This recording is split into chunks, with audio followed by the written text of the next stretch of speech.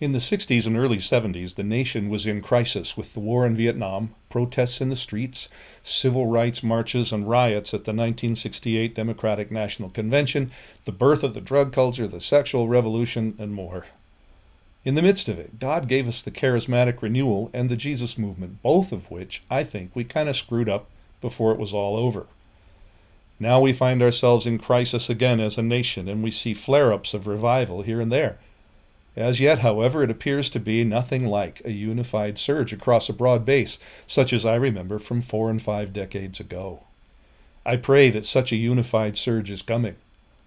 Beginning in the 60s, the charismatic renewal roared through mainline denominations, affecting an older generation hungry for God, drawing together Catholics, Protestants, and Pentecostals and Independents in unprecedented ways. The Jesus movement, for its part, was a generational thing, built upon the culture of the young, the music being created by them, and their rejection of the conformity of the culture of the preceding generation. But there were problems. The older generation couldn't embrace the style of the young to receive them into the churches. Coming out of the crushing conformity of the 1950s and early 60s, they wanted us to look like them, sound like them, and worship like them. This contributed to a generational divide that flew in the face of Malachi 4, 5, and 6, the hearts of the fathers restored to the children and the children to the fathers. And it constituted a failure that ultimately diminished the impact of both movements.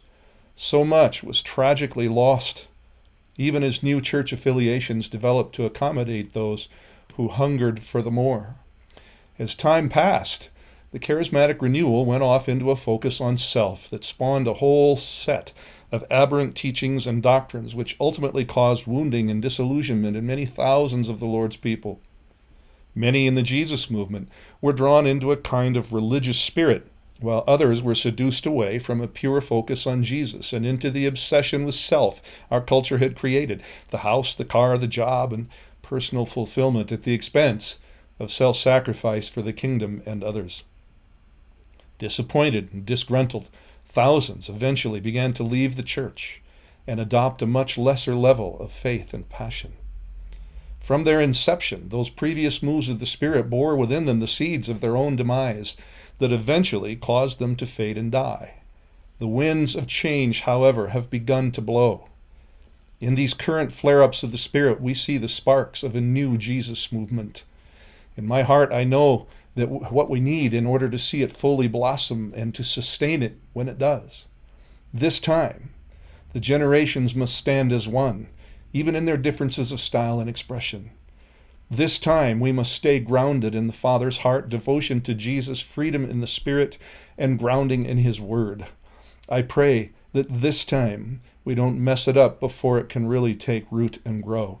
Grant us, God, in this fresh move of your Spirit, a simplified focus on you and a purity of heart. Ground us in your word without falling to a religious mindset. Let us walk in a new and deeper understanding of your heart and your love.